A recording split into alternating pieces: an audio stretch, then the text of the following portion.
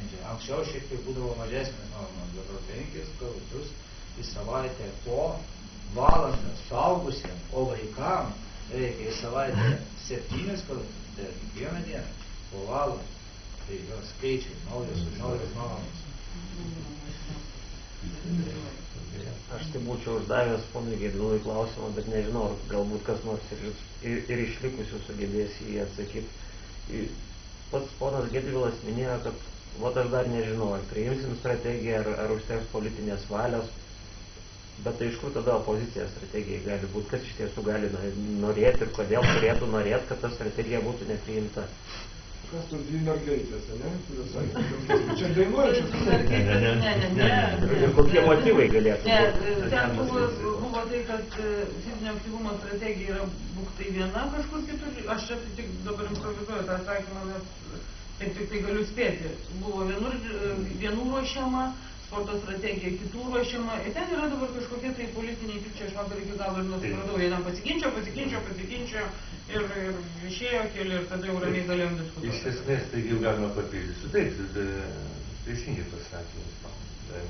Daugiau politinių ambicijų, kas pirmas ir kas daugiau įsiteiks, narkystai nuskambėjo. Nes iš tiesų ta pirmoji, vadinkim, sporto, tai negu 4 metai atgal, tai esant senam Seimo, aš ją skaičiau. Jau skaičiau ją, buvo metmenys tokie gan, bet tai netaip paskaičiau.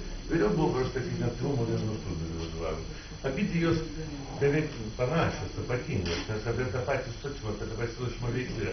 Ir vakar jūs sakyta vien dėl procedūrinių dalykų ir baisu pasidarė, kad iš esmės galim taip įsivelti, o Seimas moka tai padaryti. Įsivelta, čia per Seimo valdybą praėjo, Seimo valdybą patvirtino, dabar jūs šiandien susitvarė ir dabar nelaiko negražiai daro, o mums tai tiesą pasakius, mums reikalingas dokumentas, dėl to mes sporto žmonės, tai pasakė, mes skaitėm, mums ne viskas tam patinka, bet tinka tas sujungimas. Niekas tai nieko nekopijavo, tai bendras darbas, tiek ir bet kokį mokslinį darbą neparašysi, nesiremdamas kažkokiu tai protingų žmonių mintimis. Be abejo, vieni paskui mintį pasiskolino, teiginius, skaičius, dar kažką, tai aš nemanau, čia būtų pagrindas. Bet nebereikalo dvejojimas yra, nes viena iš galingiausių opozicinių frakcijos Stovų būtent. Jo, pasakės nebus, pažeista, reiškia, tvarka. Tai va tik tai tiek. Bet visi klausit, koks protingas žmogus gali Seime, turinti savo vaikus, anūkus ir panašiai, strategiją priešinti. Čiagi ne biudžeto tas strategijas, čia dar ne pinigų dalybos, bet mažai tai žiūri kažką. Aš gal tokį neklausimą, tiesiog šiek pamąstymą irgi galbūt, kaip įsitardamas dėl masinio sporto. Šiaip, mano manimu, per daug, kad ponas Vytas Gedvilas sakė, kad štai vyriausybė turės skirti pinigų, turės paruošti puikias programas ir toliau. Čia gal per daug skimas iš tos vyriausybės, nes matome, kad galbūt nėra tos interesuotumo vyriausybėje, valdžioje. Tačiau aš noriu atkreipti dėmesį. Masinis sportas, pavyzdžiui, Vilniuje, yra sekmadienio futbolo lyga, yra begalė krepšinio lygų, yra žmonės, kurie, va, sakėte, nėra žmonių, yra žmonės, kurie galbūt tai nėra mėgėjai, tai yra šiek tiek jau komercializuotas, taip, tai yra komercializuotas, bet žmonės tai sportuoja, yra tūkstančiai žmonių, kurie renkasi į stadionus, kurie dirvomis, jie sportuoja. Labai gerai. Ir mano manimu, tai yra viena iš išeičių, tai tam tikras iš viršaus pagalbos, tam, kurios prašyti tos išeičių ranką, jeigu mes galime patys tai padaryti. Bet ne visi, dėja taip, sekmadienio lyga ir jinai provėsi lygiai taip pat į sporto sistemų asociacijos duris, vien tik dėl to, kad reikia pinigų. Bet mes po to, kai paprašėm finansinių ataskaitų, pridėjome, pažiūrėjom, kad yra 2 žmonių nuosavų organizacija, kuris surenka nemažas finansinės lėšas, mes pasakėm, valio vyrai dėkui, jeigu darbą, bet prie biudžeto jau nagų nekisit, nes yra ir kitokių veiklos formų. Mes tik aš šnekėjau apie gerbimą Algį Jucevičių. 35 metai. Nė vieno sekmadienio neturėjo, vasarą kelionės, žiemą ar sninga, ar lyja, ar panašiai šitas žmogus su savo keliais padėjais, negi žygių namila.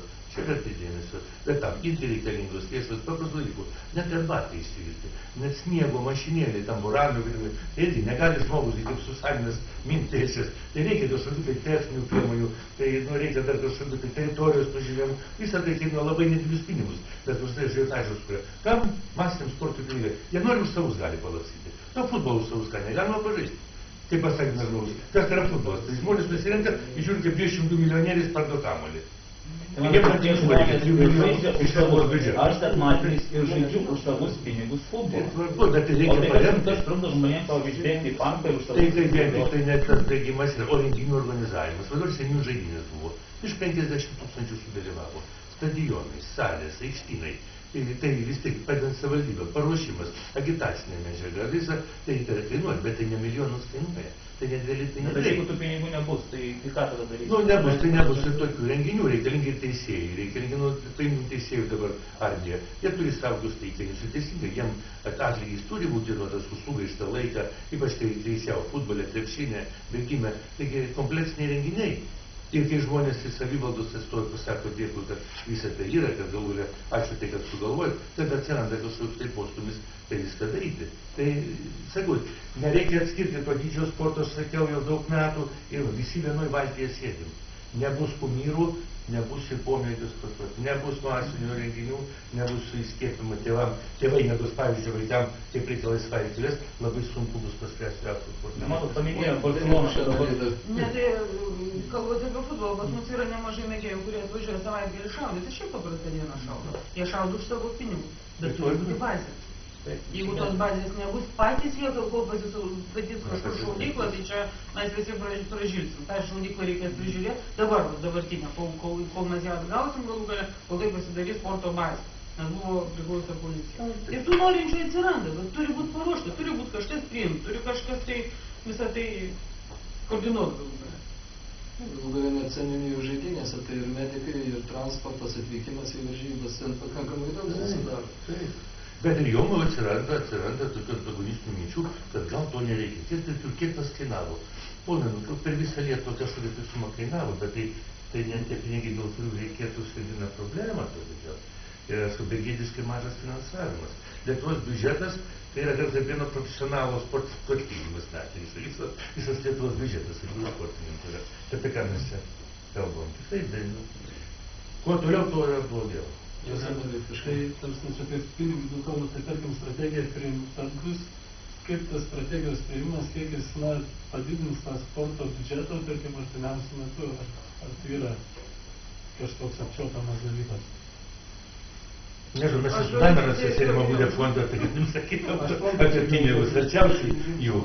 Nebus stebuklų, galbūt dar jau, kad nebus, bet nors jau bus galima kažko tai remtis, gal galiai kalbant, įrodinėjant, galima bus pasakyti, mėly ponai, taigi aukščiausias mūsų valdymo organas atkreipė dėmesio, tai nors vienai kitais ryšiai. Čia tada ir uždaviau klausimus, kur mačiau silpnas vietas strategijos ir įgyvendinimą, ir būtent ir lėšos, ir krizė, ir migracija didžiulė, ir staiga padidinimas sportuojančių žmonių iki 500 000 per kelis metus Lietuvoje.